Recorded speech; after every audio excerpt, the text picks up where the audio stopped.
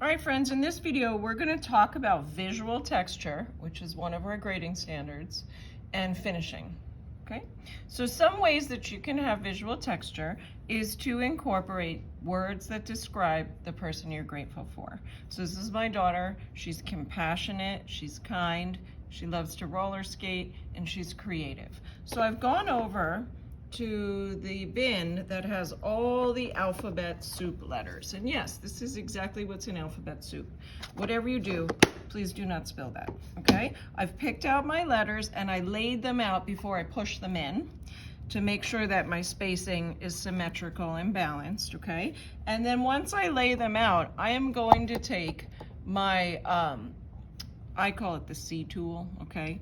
And I am going to push them into the clay. They have to be flush with the clay. So I take this part and I just push it in. And because our clay is leather hard almost, it is a little hard to get them in. If they crack, just push them all the way in and they should be flush with the clay. And what's gonna happen is, in the kiln, these little pieces of dry pasta will burn away and you'll be left with a nice visual texture that we can, when we stain them, the stain gets in there and looks really nice, okay? So you'll push that down. Another way to incorporate visual texture is to go into my texture box. There's thousands of things in here that we can press in and find some things that are nice. Here is a coffee stirrer, so I can push that in to create a repeated pattern around all of my thematic appliques. And when we stain it, it's gonna look really nice because the stain will get in there.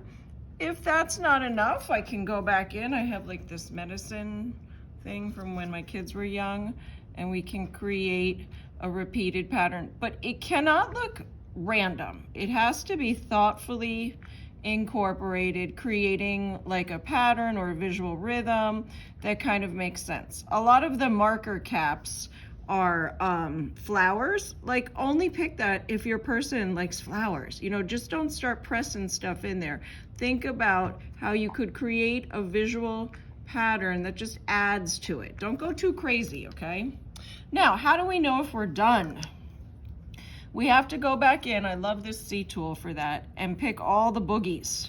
So you pick the boogie, throw it off. Pick the boogie, throw it off. Any little burr is the real word for them, but I call them boogies, so you guys remember.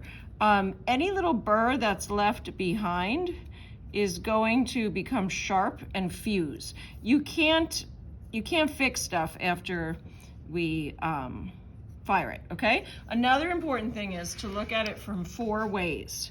You will see a lot of different things that need to be cleaned up. When you turn it, you'll see that your back sometimes has a lot of things that need to be cleaned up, okay? And then the final thing you're gonna do is take it up from the plate, flip it over, and using the needle tool or this C tool, write your name and your class period, and then take it off from your plate and let it dry out. Okay, put it back in your slot without your plate, and that's how I'll know that you are finished, okay? No, once you're done, it's not in the plastic bag.